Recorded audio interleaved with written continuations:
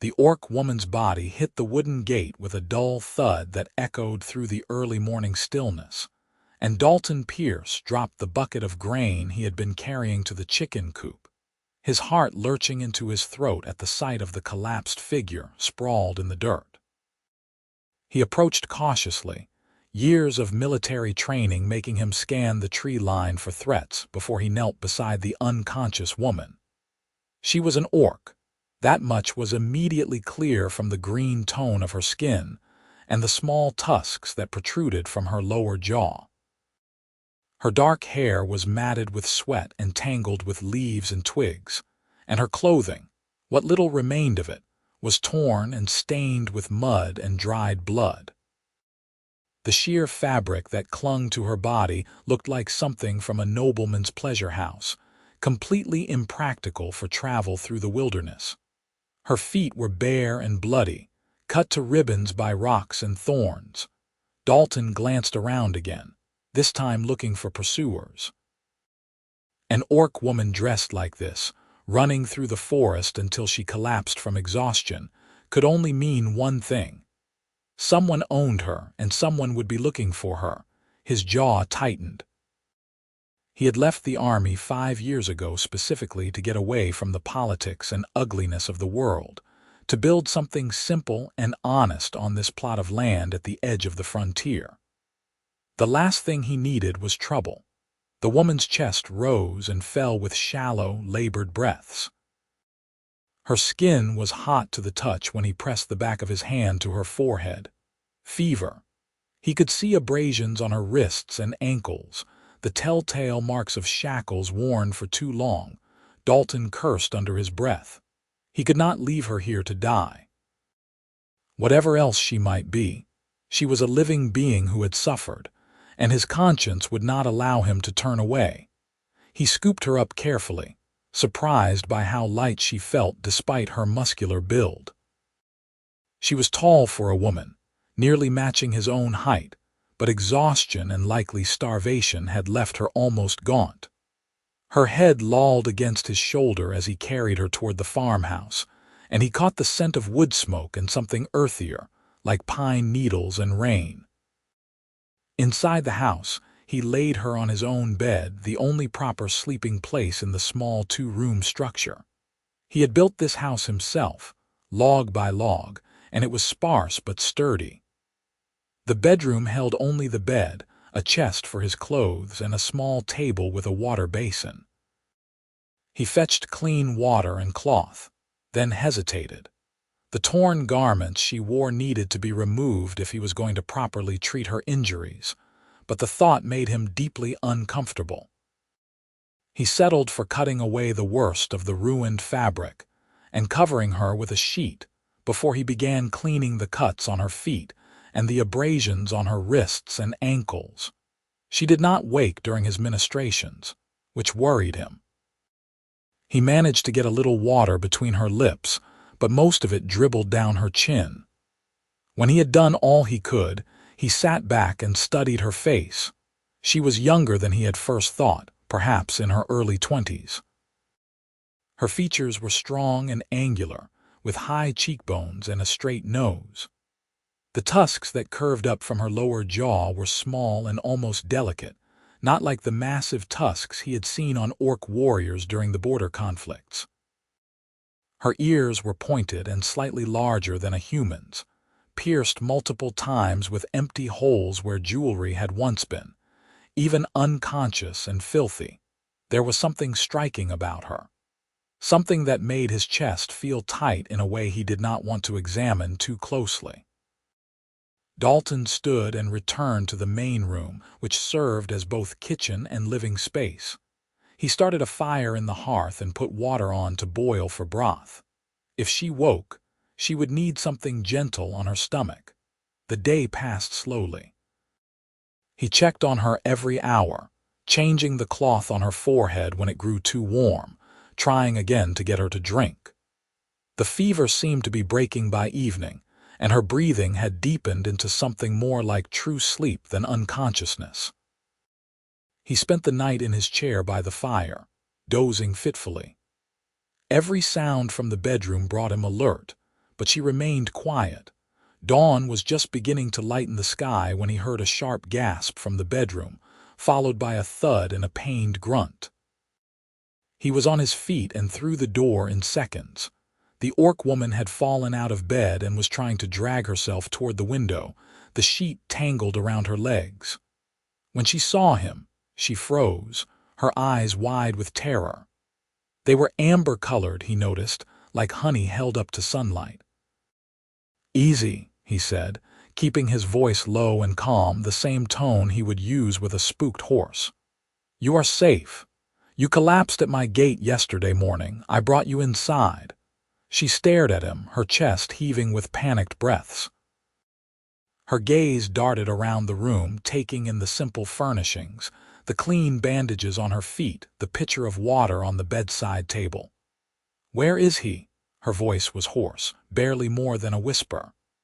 "There is no one else here, just me. My name is Dalton Pierce. This is my farm." "Your farm?" She repeated the words as if testing them. "How far from Blackmore?" "Blackmore," Dalton frowned. "The city. That is 3 days' ride on a good horse. You came from there." Something flickered in her eyes. Relief, maybe, or disbelief. 3 days. You need to get back in bed. Your feet are badly cut and you have been running a fever. I cannot stay here." She tried to push herself up, but her arms shook with the effort and she collapsed back against the floor. "He will come. He will find me." "Who will come?" "My master." The word came out like poison. "Lord Rendered. He owns me. He will send men to search." Dalton's hands clenched into fists.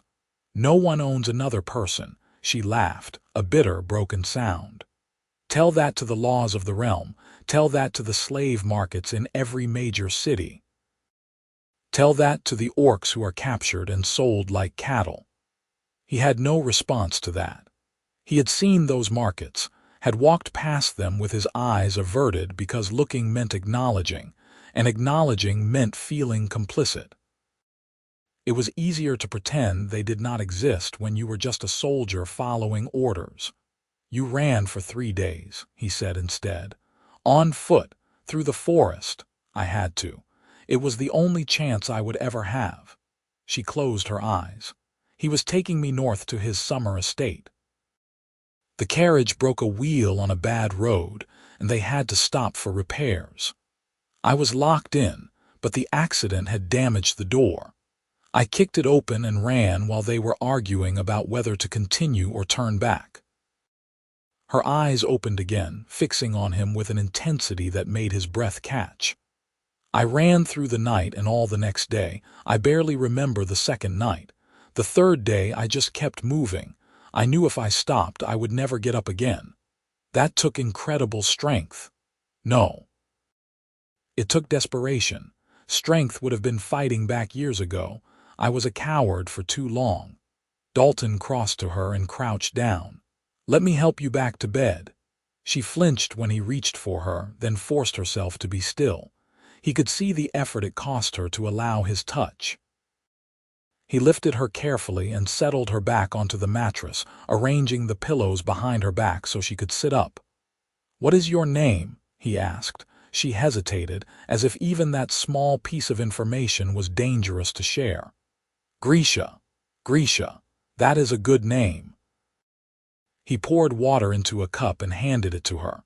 "Drink slowly. I have broth warming on the fire if you think you can keep it down." She took the cup with trembling hands and sipped. The simple act of drinking seemed to exhaust her. "Why are you helping me? I am an orc." "Helping me is illegal if I am escaped property." "I do not care about that law, and you are not property. You are a person who needed help." Grisha studied him for a long moment. "You were a soldier. I can tell by the way you move. You have killed my kind." It was not a question. Dalton met her gaze steadily. "Yes, I fought in the border wars. I killed orc warriors who were trying to kill me and my brothers in arms. I am not proud of it, but I will not lie to you about it either." "Why did you leave the army?" "Because I grew tired of killing. Tired of following orders that made no sense. Tired of seeing good people die for bad reasons." He stood. I will get you that broth. Then you should rest more. Your body needs time to heal." He left before she could respond, needing a moment to collect himself. Something about her direct gaze and the raw honesty in her voice unsettled him. He was not used to being seen so clearly. When he returned with the broth, she was still sitting up, her head leaned back against the wall and her eyes closed. They opened when he entered. "Can you feed yourself, or do you need help? I can manage." She took the bowl from him, and he noticed her trying to hide the way her hands shook. She ate slowly, methodically, each spoonful deliberate. When she finished, she handed the bowl back. "Thank you. You are welcome. Is there anything else you need? Clean clothes, if you have anything that would fit. And I would like to wash." Dalton nodded. "I will heat water for a bath. It will take some time. I have some old shirts and trousers that might work for you. They will be too big, but better than what you have now." He set about preparing the bath, dragging his copper tub into the main room and filling it with heated water. It took the better part of an hour. When everything was ready, he helped Grisha from the bedroom. She leaned heavily on him, biting her lip against obvious pain as she hobbled on her injured feet. "I will be outside," he said once she was settled near the tub with soap and cloth and clean clothes. "Call if you need anything." He spent the next hour mucking out the barn and feeding the animals, giving her privacy. When he returned, she was dressed in his clothes, the shirt hanging loose on her frame and the trousers rolled up several times at the ankles. She had washed her hair and it hung in damp waves past her shoulders, darker now that it was clean. She looked better, more alert, though still clearly exhausted. "Thank you," she said again. "For all of this, I know you are taking a risk. You should rest more. You can barely stand." "I know. But I cannot stay long. Every hour I remain here puts you in danger. When Lord Rendered realizes I am not simply lost in the woods near the road, he will expand his search. He is a proud man. He will not accept the loss of his favorite concubine." The word made Dalton's stomach turn. "How long were you his prisoner?" 4 years. "He bought me at auction when I was 18. I was captured during a raid on my clan's settlement. Most of my people were killed. The survivors were sold." She spoke matter-of-factly, as if reciting someone else's story. "He collects beautiful things. Art, jewels, exotic animals, people. I was part of his collection. Grisha, you do not need to say anything. There is nothing to say. It was what it was. Now I am free for however long that lasts. You could stay here." The words came out before Dalton fully thought them through. "At least until you are healed enough to travel safely. The farm is remote. No one comes out this way unless they have business with me, and I do not have much business with anyone." "That is foolish. If they find me here, you will be arrested for harboring escaped property. You could be imprisoned or worse. Let me worry about that. Why would you risk so much for a stranger? For an orc?" Dalton considered the question. "Because it is the right thing to do. Because I have spent too much of my life looking away from suffering.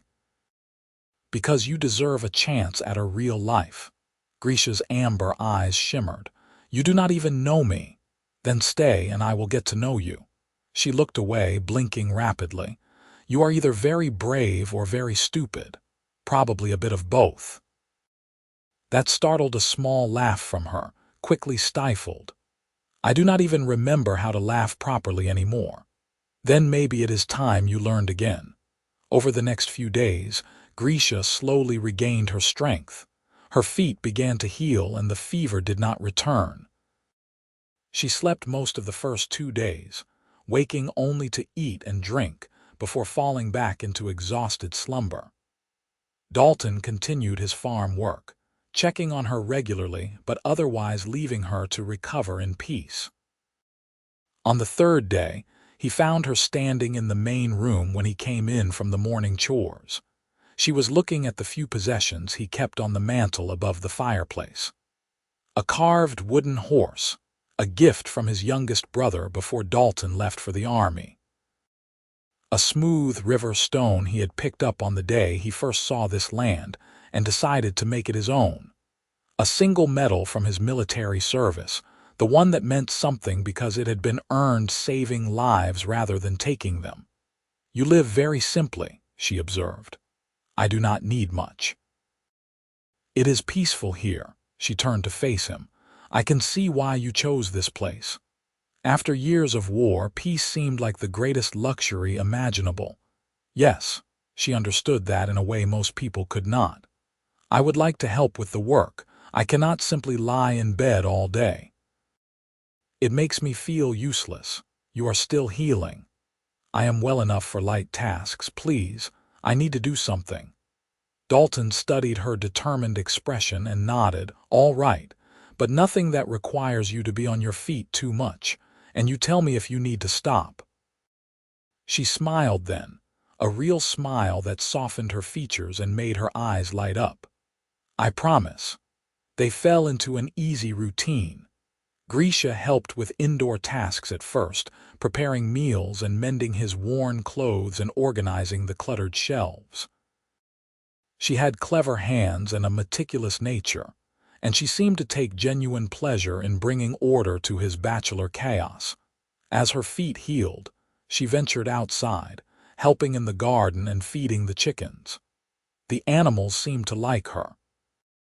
The milk cow, usually skittish and difficult, calmed under Grisha's touch.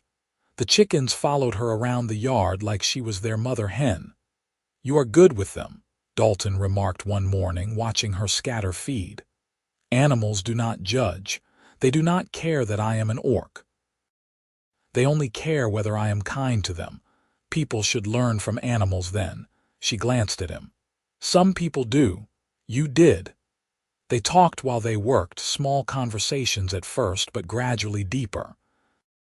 He learned that she had been training to be a healer in her clan before the raid, that she missed the mountains where her people had lived, that she had a younger brother she hoped had survived and escaped.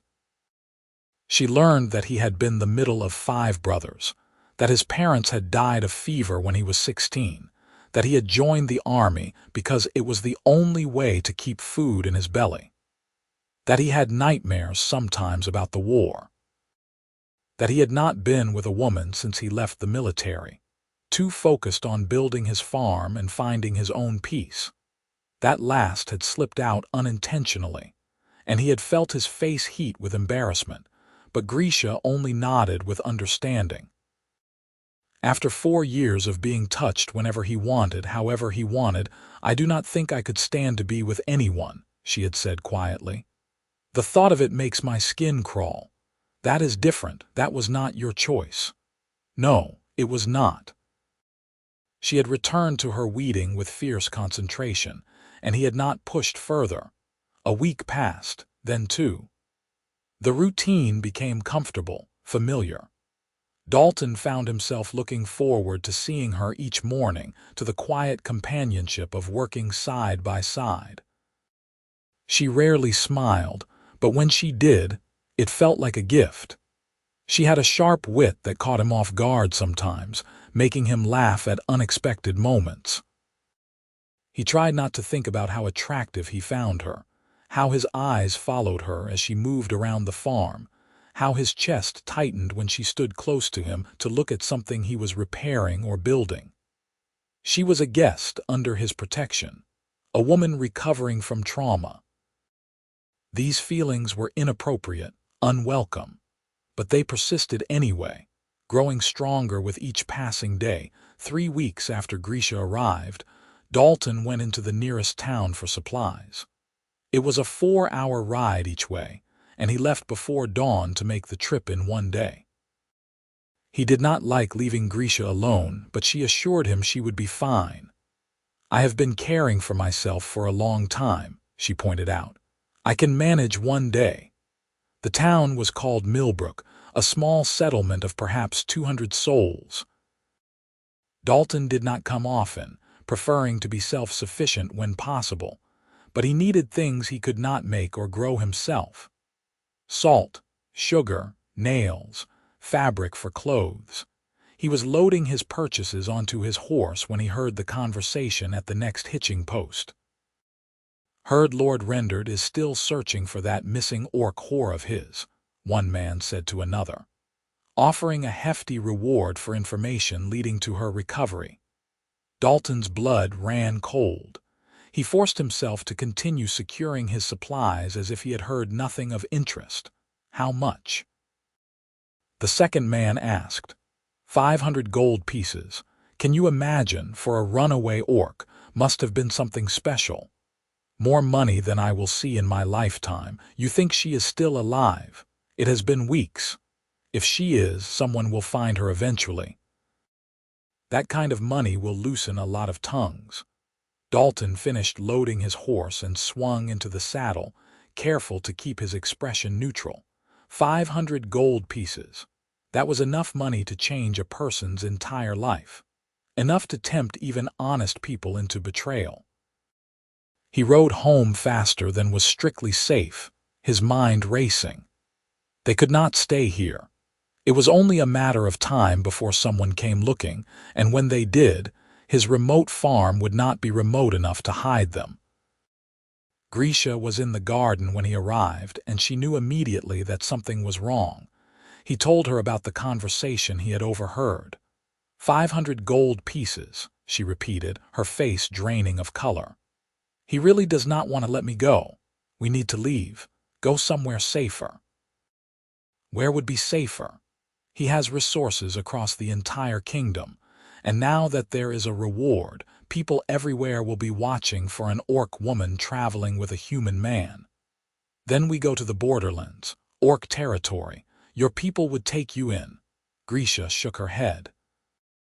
You do not understand. I cannot go back to orc lands. My clan was destroyed. Other clans would not accept me now. I was a concubine to a human lord. In orc society, that makes me tainted, shameful. I would be an outcast. That is ridiculous. Perhaps, but it is the truth. I have nowhere to go, Dalton, no home to return to. I am caught between two worlds belonging to neither. The despair in her voice cut him deeply. He crossed to her and grasped her shoulders gently. Then we will make a new place to belong, together. She looked up at him, tears tracking down her green cheeks. You cannot mean that. You barely know me. I know enough. I know you are brave and strong and kind. I know you deserve better than what life has given you. I know that I want to help you have that better life if you will let me. Why? Why do you care so much?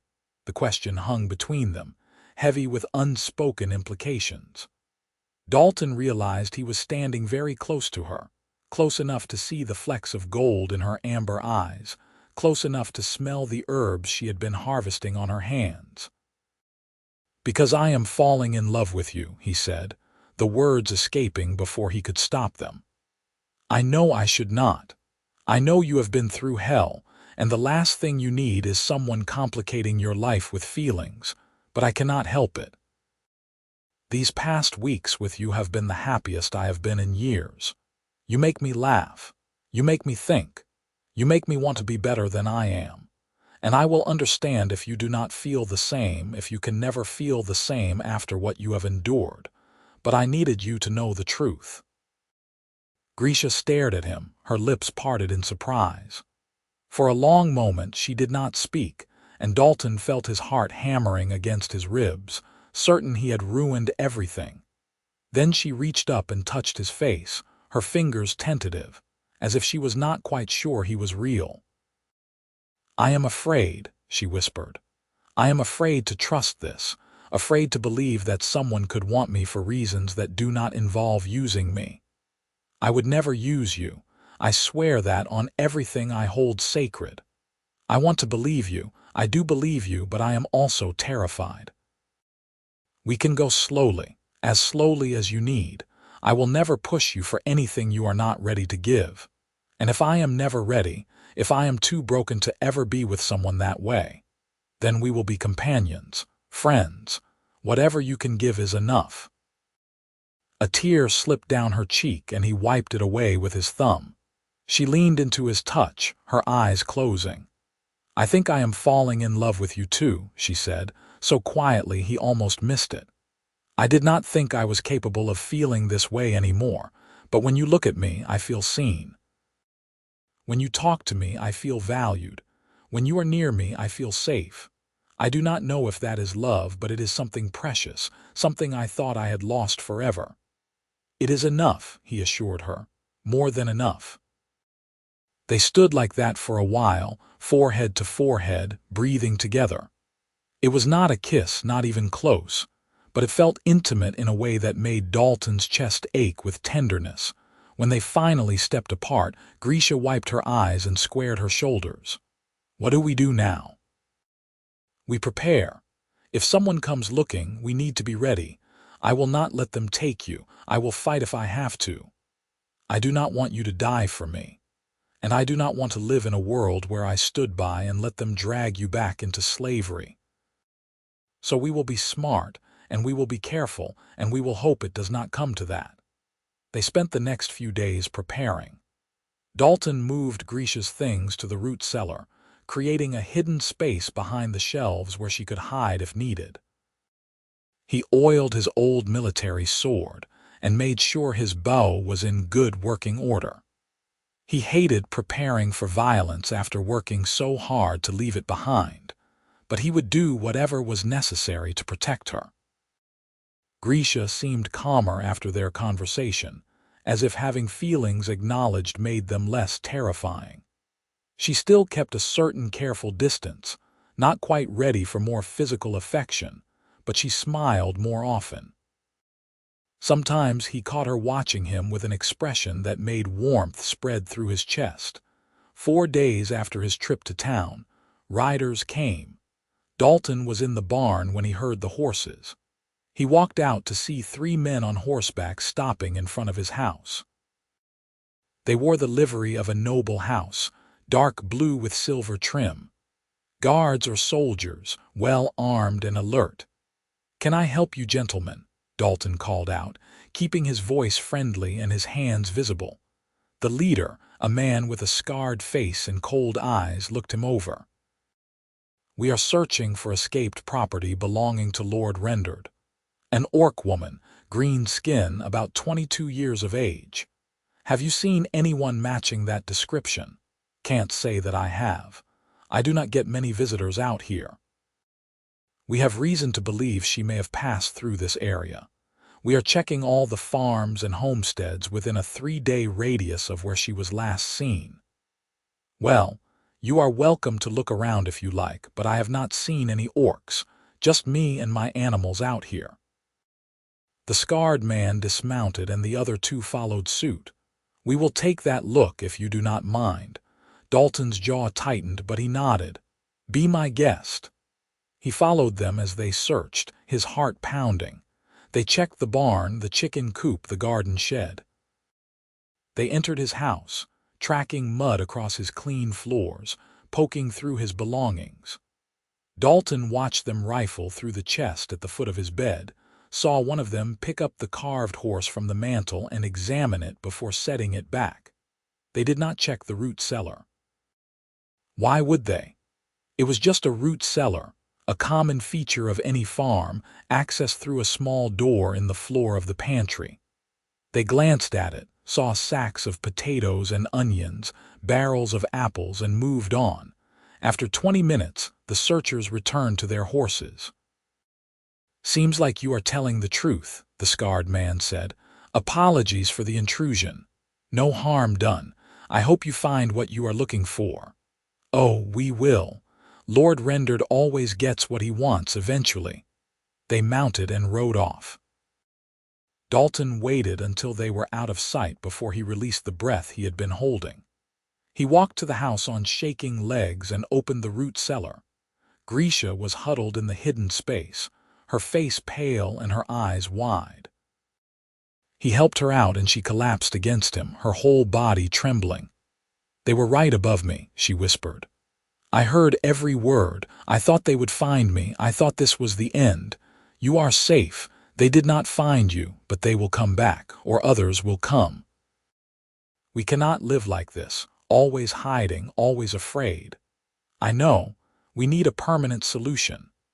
The only permanent solution is for me to disappear somewhere Lord Rendered cannot reach me. An idea was forming in Dalton's mind, dangerous and possibly foolish, but it was an idea nonetheless. What if you were not his property anymore? What if you belonged to someone else? Grisha pulled back to look at him. What do you mean? The law recognizes marriage, even between humans and orcs, as long as both parties are willing. If we married, you would legally be my wife, not Lord Rendered's property. He would have no claim on you. Dalton, that is insane. Marriage is a lifelong commitment. You cannot throw your life away on a legal technicality to protect me. It would not be throwing my life away. I already told you how I feel about you. This would just make it official. We have known each other less than a month. I have known you long enough to know I want to spend my life with you. If you want that too, even as a possibility, then why not make it legal now when it serves a practical purpose as well? Grisha stared at him. You really mean this? I do, but only if you want it. I will not force you into another situation where you have no choice. She was quiet for a long time, thinking. If we marry, Lord Rendered would challenge it. He would claim I was coerced, that the marriage is invalid because I was his property first. Let him challenge it. By the time it works through the courts, if it ever does, you will have been living as my wife for months or years. That will make it much harder for him to win. You would be taking on a legal battle with a powerful nobleman. That could ruin you. I would be protecting my wife. That is what husbands do. Your wife, she tested the words. I never thought I would be anyone's wife. I never thought I would have that choice. You have it now. What do you want, Grisha? She looked into his eyes, searching for something. Whatever she found there must have satisfied her, because she nodded slowly. I want to be your wife, not because of the legal protection, though that matters, but because I want to build a life with you, because when I imagine the future now, you are in it. Because you make me feel like a person again, not a thing. Relief and joy flooded through him. He took her hands in his. Then we will do this properly. I do not have a ring, but I can make one. And we will go to the village and marry before the magistrate with witnesses, completely legal and binding. When? Tomorrow. The sooner we establish this, the better. That night, Dalton worked by lamplight, fashioning a simple ring from copper wire he had stored in the barn. It was not gold or silver, not adorned with precious stones, but he shaped it carefully, weaving the strands together into a delicate braid. When he was satisfied, he polished it until it gleamed. In the morning, they set out for Millbrook together. It was a risk, bringing Grisha to the village, but it was a necessary one. The marriage had to be officially recorded to have legal weight. They rode double on his horse, Grisha seated behind him with her arms around his waist. She wore a hooded cloak that concealed her features, and they took the less traveled roads. The magistrate in Millbrook was a woman named Magistrate Edith Frost, a no-nonsense middle-aged woman who had seen everything in her 30 years of public service. She looked up from her desk when they entered her office, and her eyebrows rose when Grisha lowered her hood. Well, she said after a moment, this is unexpected. We would like to be married, Dalton said. Today, if possible. Magistrate Frost leaned back in her chair, studying them both. I assume you understand the complications this will create, given the current climate regarding orcs and the laws around property. We understand. We want to proceed anyway. And you, miss, she addressed Grisha directly.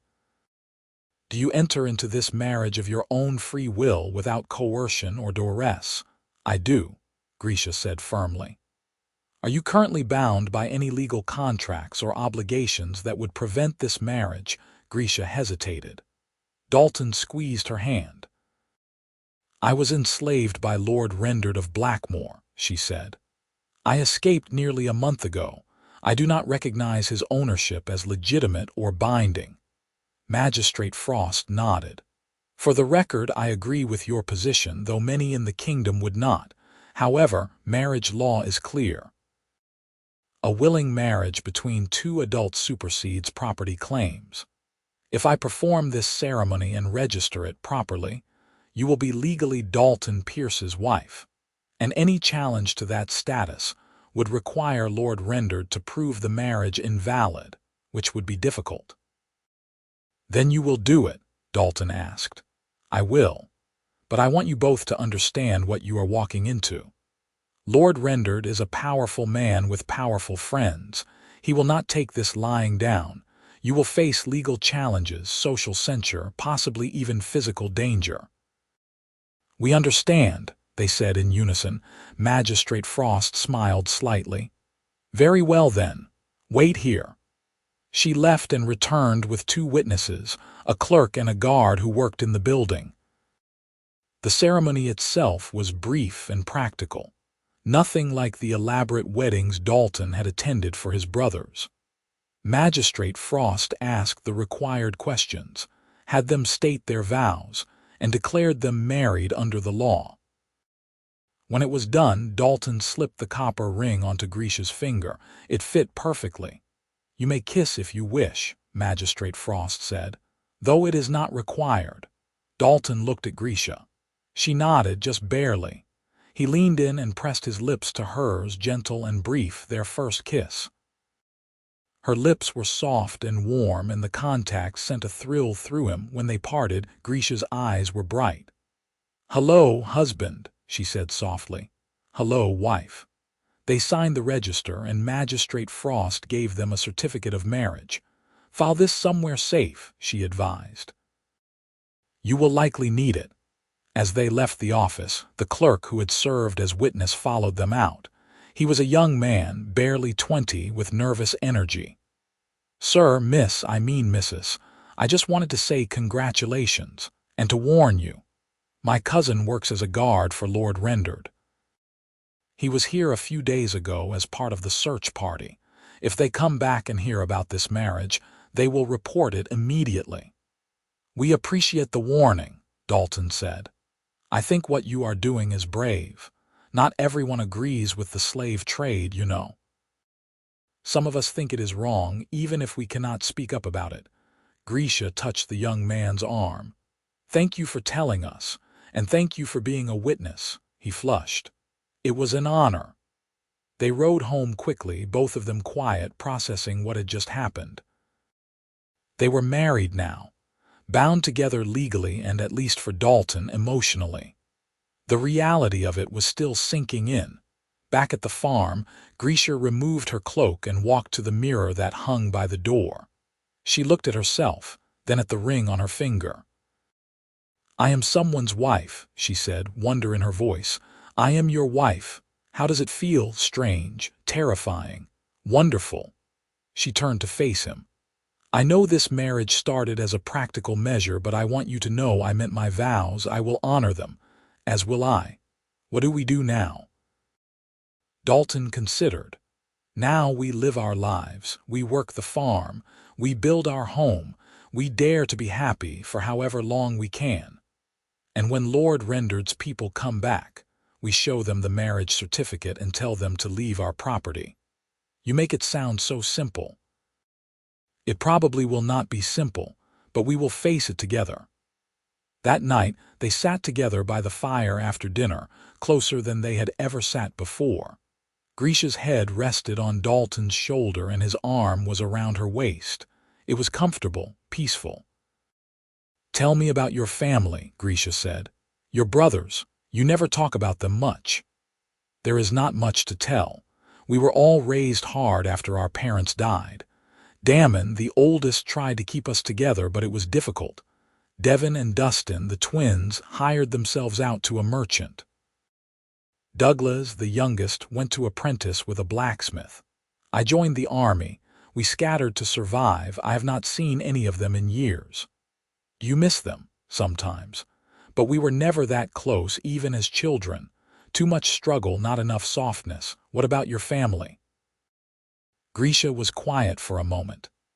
I had a mother who sang while she worked, a father who carved toys from wood, a younger brother, Gorth, who followed me everywhere and drove me crazy with questions, an older sister, Krasha, who was training to be a warrior.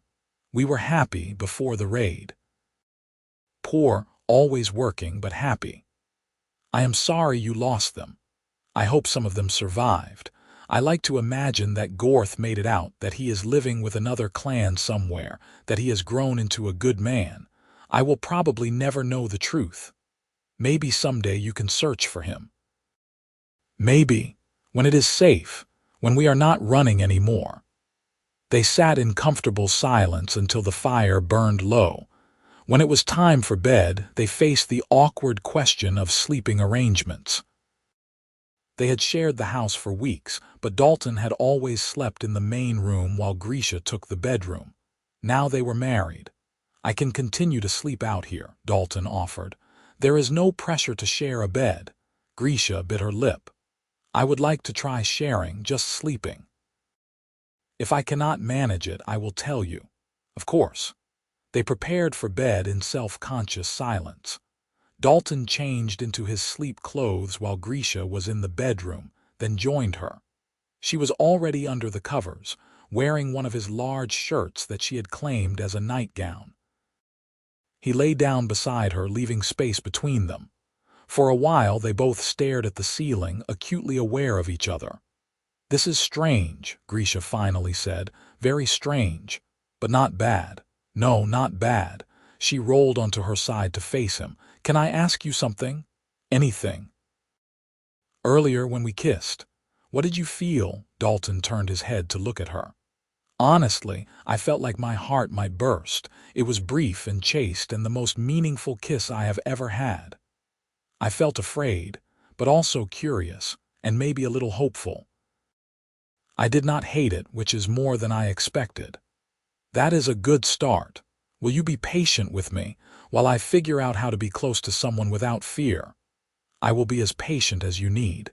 We have time, Grisha, all the time in the world." She reached across the space between them and took his hand. "Thank you for being kind to me, for seeing me as a person, for giving me a chance at a real life. Thank you for trusting me enough to take that chance." They fell asleep like that, hands linked between them, a small bridge across the distance. The next few weeks fell into a new rhythm. They worked the farm together as partners now, making decisions jointly about what to plant, which animals to breed, how to improve the property.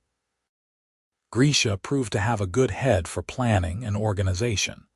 She suggested they expand the vegetable garden and start selling produce at the market in Millbrook.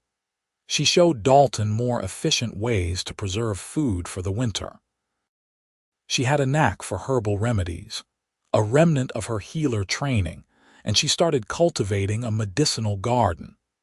They learned to live together as husband and wife, navigating the small intimacies of shared life. They developed a morning routine, a division of chores, little habits and jokes that belonged only to them. Grisha liked to sing while she worked, old orc songs in a language Dalton did not understand but found beautiful. Dalton liked to whittle in the evenings, creating little figures that gradually populated the mantel and windowsills. At night, they shared the bed, gradually moving closer.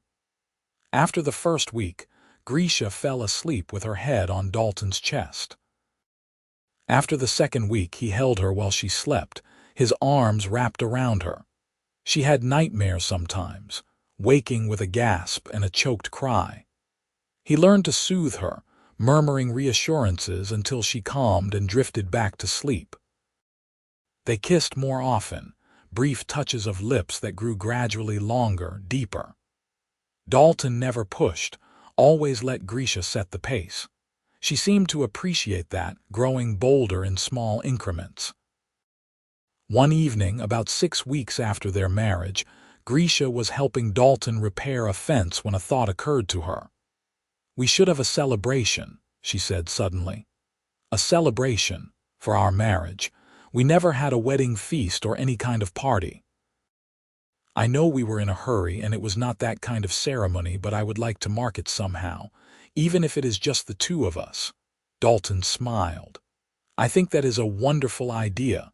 What did you have in mind?" "I will cook a special dinner. We will open that bottle of wine you have been saving. We will dress nicely and pretend we are fancy people at a grand celebration." "When?" "Tonight." "Why wait?" So that evening, Grisha cooked a feast with what they had on hand. Roasted chicken with herbs from her garden, fresh bread, vegetables glazed with honey and butter, berry tart made from preserves. It was simple fare, but prepared with care and presented beautifully on their best dishes, which were still pretty plain but clean and neat. Dalton washed thoroughly and put on his one nice shirt, saved for special occasions. He combed his hair and even trimmed his beard, something he usually neglected.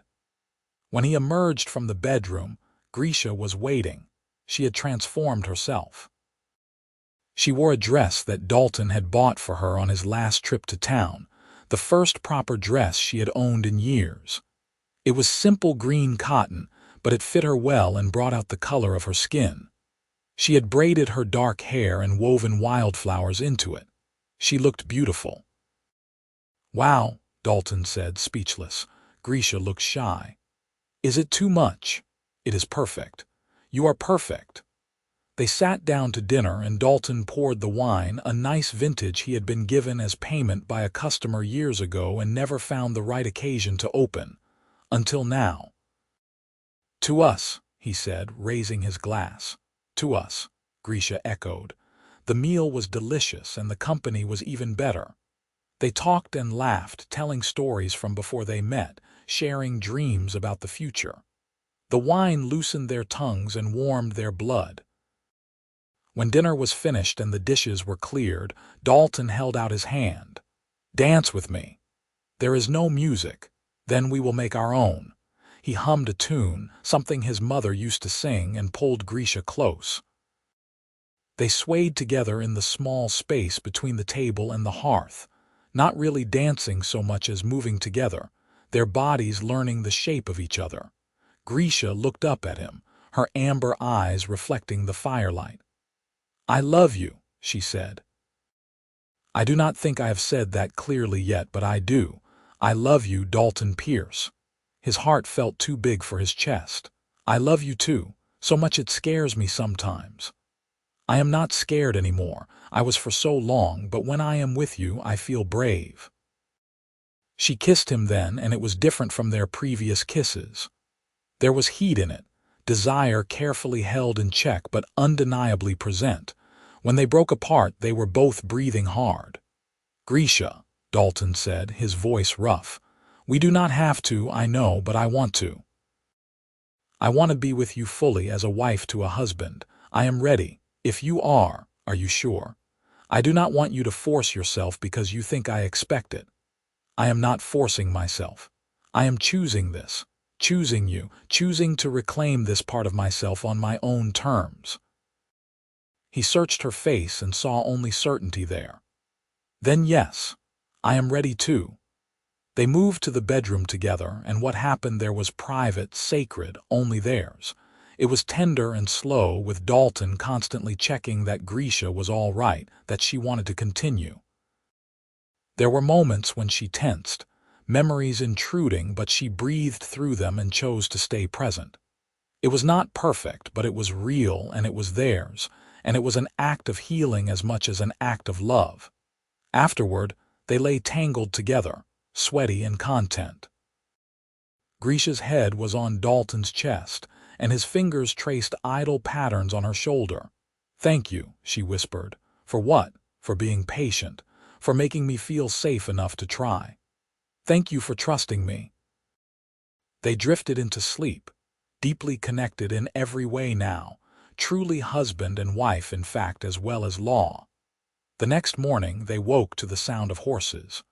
Dalton was alert instantly, years of military training bringing him from sleep to full awareness in seconds. He moved to the window and looked out. 5 riders this time, more than before. The scarred man from the previous search was with them, and next to him rode a different figure. Even from a distance, Dalton could tell this man was someone important. He sat his horse like he owned the world, and his clothing marked him as nobility. "Get to the cellar," Dalton told Grisha urgently. "Now." "That is Lord Rendered," Grisha said, her face pale. "I recognize him."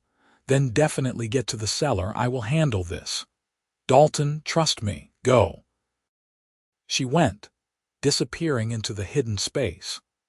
Dalton took a moment to compose himself, then walked out to meet the riders. Lord Rendered was a tall man in his 40s, with graying hair and the kind of handsome features that came from generations of good breeding. He looked down at Dalton with obvious disdain. "You are Dalton Pierce," he said. "It was not a question. I am, and you are trespassing on my land." "I am Lord Rendered of Blackmoor. I do not trespass. I go where I please." "Not without permission, you do not. Not on my property." The scarred man spoke up. "We have information that you recently married an orc woman matching the description of Lord Rendered's escaped property. We are here to reclaim her." "My wife is not property. She is a free woman and a citizen through marriage." Lord Rendered's eyes narrowed. "You admit it then. You are harboring my concubine." "I am married to a woman named Grisha. Whether she is your former concubine or not is irrelevant. Our marriage is legal and properly registered. She is under my protection now. I will challenge that marriage in court. It will be annulled as fraudulent. You are welcome to try. In the meantime, she stays with me." Lord Rendered dismounted, and his men followed suit. "I think you misunderstand the situation, farmer. I am not asking. I am taking what belongs to me." Dalton's hand moved to the sword belted at his waist. "You will have to go through me." The scarred man laughed. "One farmer against 5 trained guards, that would be suicide." "Maybe, but I am not just a farmer. I spent 10 years in the army, fought in the border wars, earned rank as a lieutenant. I know how to fight, and I know how to make you pay dearly for the attempt." Lord Rendered studied him. "You would die for an orc, a creature you do not even truly know. I would die for my wife. And I know her well enough to know she is worth 10 of you." "Such noble sentiments, and so foolish." Lord Rendered sighed. "I do not want to kill you, farmer. Despite what you think, I am not a monster. Bring out the girl and we will leave peacefully. You can tell the magistrate she was coerced into marriage, that you were trying to help but she left of her own will. You will face no charges. She is not leaving. Our marriage is legitimate, and I will defend it with my life if necessary." "Then you are a fool." The scarred man drew his sword, and the other guards followed suit. Dalton drew his own blade, settling into a fighting stance he had not used in 5 years. Before anyone could move, Grisha's voice rang out from the doorway of the house. "Stop!" Everyone turned. She stood on the porch, holding Dalton's bow with an arrow nocked and drawn. Her hands were steady, her aim true, pointed directly at Lord Rendered's chest. "Grisha, get back inside," Dalton said. "No, I will not hide while you die for me." She addressed Lord Rendered directly. "I am not your property anymore. I never truly was, no matter what your laws said. I am a person with the right to choose my own life. And I choose Dalton. I choose this farm. I choose freedom. If you try to take me, I will put this arrow through your heart." Lord Rendered looked furious. "You ungrateful creature, I bought you. I fed you, clothed you, gave you a better life than you ever would have had in whatever savage clan you came from. You imprisoned me. You used me. You treated me like an object for your pleasure. That is not a better life. That is not even life at all. I could have had you killed a dozen times. I showed you mercy, kindness even. Kindness would have been letting me go. Kindness would have been seeing me as a person. You do not know the meaning of the word. You are making a mistake. That farmer cannot give you what I can." Comfort, wealth, security. He gives me something you never did. He gives me respect, love, freedom to be myself. That is worth more than all your wealth." Lord Rendered's face twisted with rage. "Shoot her," he ordered his men. "I do not care any more. She is too much trouble to be worth the effort." The scarred man raised a crossbow, but before he could fire, Grisha loosed her arrow. It took him in the shoulder, spinning him around and sending the crossbow clattering to the ground. He screamed in pain. Dalton moved in that moment of shock, closing the distance to the nearest guard and disarming him with a series of quick strikes that spoke to years of training. The other guards hesitated, suddenly less certain about their odds. "Enough!" The shout came from the road. Everyone froze. Magistrate Frost rode into the yard on a sturdy mare, accompanied by 2 town guards. She took in the scene with sharp eyes. "Lord Rendered, I received word you were heading this way and I suspected trouble. Lower your weapons, all of you." "This does not concern you, Magistrate," Lord Rendered said. "This is a private matter. The marriage of 2 people in my jurisdiction and a potential murder on a citizen's property very much concerns me." She rode closer. "I performed the marriage ceremony for Dalton Pierce and Grisha. It was legal, proper, and entered into freely by both parties. The marriage stands unless you can prove otherwise in court, which you have not done. She was my property before she married him. That invalidates the marriage. Actually, it does not. Marriage law supersedes property law. If you wish to challenge that, you must do so through the proper legal channels. You cannot simply take her by force. She shot my man, in defense of her life and her husband's life, as you ordered your men to attack. I heard you. So did my guards. You are in the wrong here, Lord Rendered. I suggest you leave before I arrest you for attempted murder. You would not dare. Do you know who I am? The influence I wield. I know you are a nobleman who is currently breaking the law. Your title does not make you above it. Leave now or face the consequences." For a long moment, Lord Rendered stared at the magistrate, weighing his options. Finally, he remounted his horse. "This is not over," he said to Dalton and Grisha. "I will see you both ruined." "You can try," Dalton replied. Lord Rendered and his men rode off, the scarred man clutching his bleeding shoulder. When they were gone, Magistrate Frost dismounted. "Are you both all right?" "We are fine," Dalton said. "Thank you for intervening. How did you know to come?" "The clerk who witnessed your marriage sent word that Lord Rendered was in town asking questions. I knew he would not take the news of the marriage well, so I followed. It seems my instincts were correct." Grisha lowered the bow, her hands shaking now that the adrenaline was fading. Dalton went to her and pulled her into his arms. "That was incredibly brave and incredibly foolish," he murmured into her hair. "I could not let them kill you, and I could not let them take you." Magistrate Frost cleared her throat.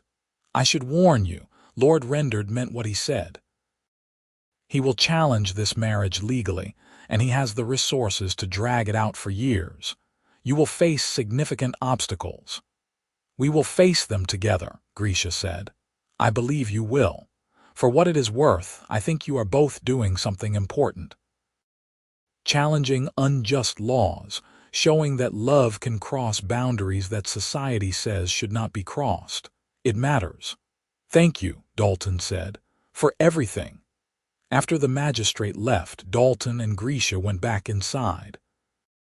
The confrontation had shaken them both, forcing them to confront how precarious their situation truly was. "He will keep coming," Grisha said. "Or he will find other ways to hurt us. We will never be completely free of him. Maybe not, but we will keep fighting. And eventually, either he will give up or we will win in court. Either way, we have each other. I am tired of fighting. I just want to live in peace. Then we will make our own peace right here. Let the rest of the world sort itself out." Over the following months, Lord Rendered made good on his threat.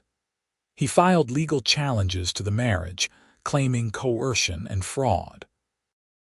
Dalton and Grisha had to travel to the regional capital for hearings, presenting their case before judges who viewed them with skepticism and sometimes outright hostility.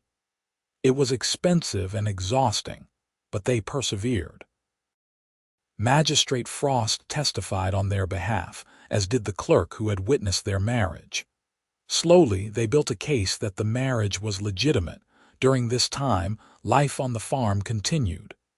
They worked the land, cared for the animals, improved their home. Grisha's medicinal garden flourished, and she began selling remedies at the market in Millbrook. She had a talent for healing, and people started seeking her out for help with various ailments. It made them money, but more than that, it gave Grisha purpose and confidence. Dalton added a room onto the house, giving them more space. They talked about the future, about maybe starting a family someday if Grisha felt ready for that. They celebrated their first anniversary with another special dinner and dancing by firelight. Through it all, they grew closer. The initial passion of their early days together matured into something deeper, more stable. They learned each other's quirks and flaws and loved each other anyway. They argued sometimes, but they always talked it through. They supported each other through bad days and celebrated the good ones. 18 months after their marriage, the legal challenges finally concluded. The High Court ruled in their favor, declaring the marriage legitimate and binding. Lord Rendard had no further legal recourse. He could still hate them, could still wish them ill, but he could not touch them through the law. The news reached them via a letter from Magistrate Frost. Dalton read it aloud to Grisha as they sat together on the porch watching the sunset. When he finished, Grisha was quiet for a long time. "It is really over," she finally asked. "It is really over. You are free, completely, legally, permanently free." Tears streamed down her face. "I never thought this day would come. I never let myself believe it was possible." Dalton pulled her close. "Believe it, you are free. You are mine, and I am yours, and no one can ever take that away." They sat together as the sun sank below the horizon, painting the sky in shades of orange and pink.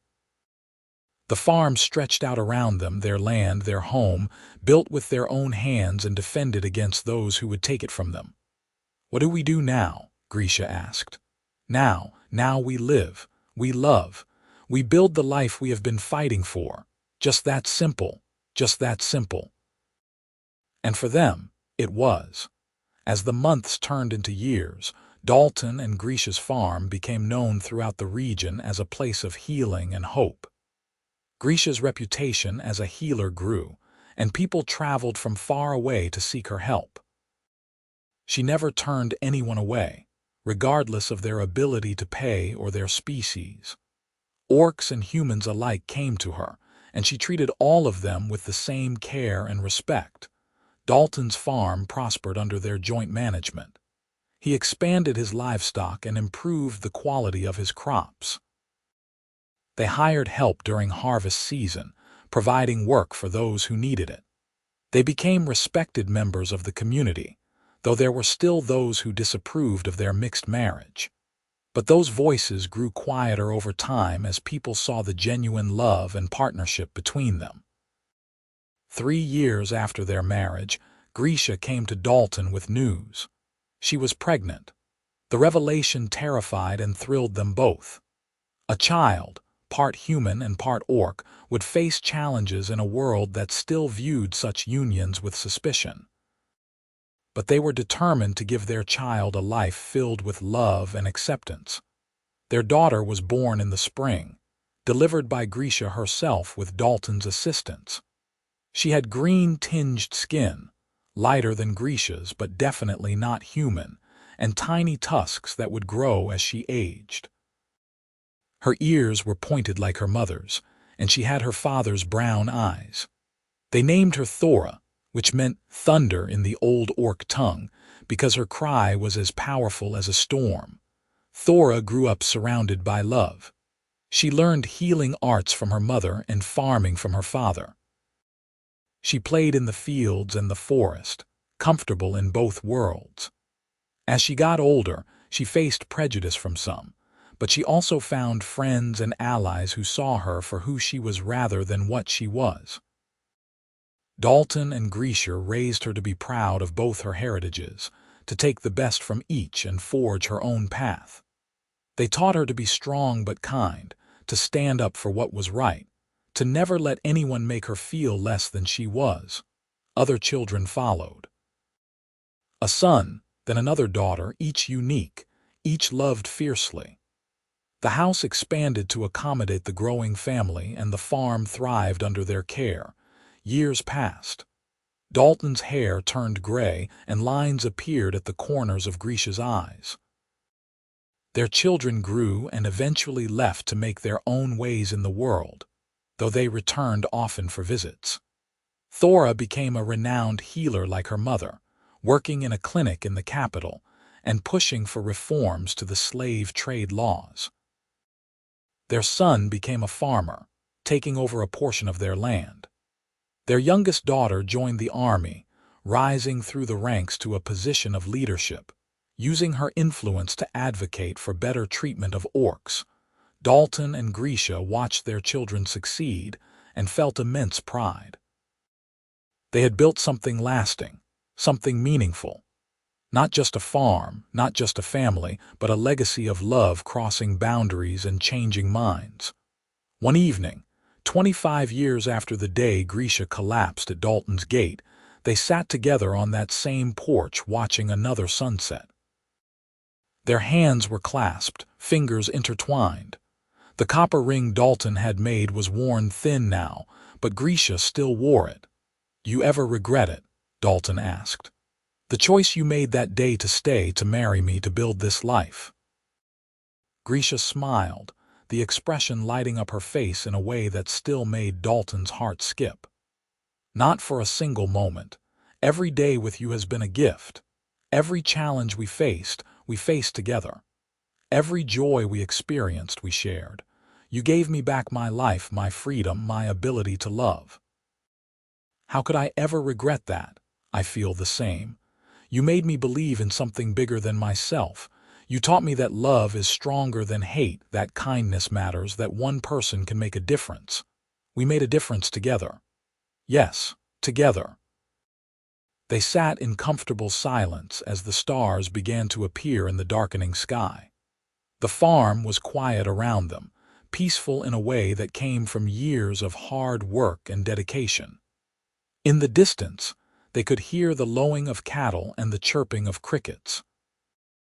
The night air was cool and smelled of growing things. "I love you," Grisha said. "I will love you until my last breath and beyond. And I love you, always and forever." They remained there until the sky was fully dark, two souls so intertwined that they moved as one.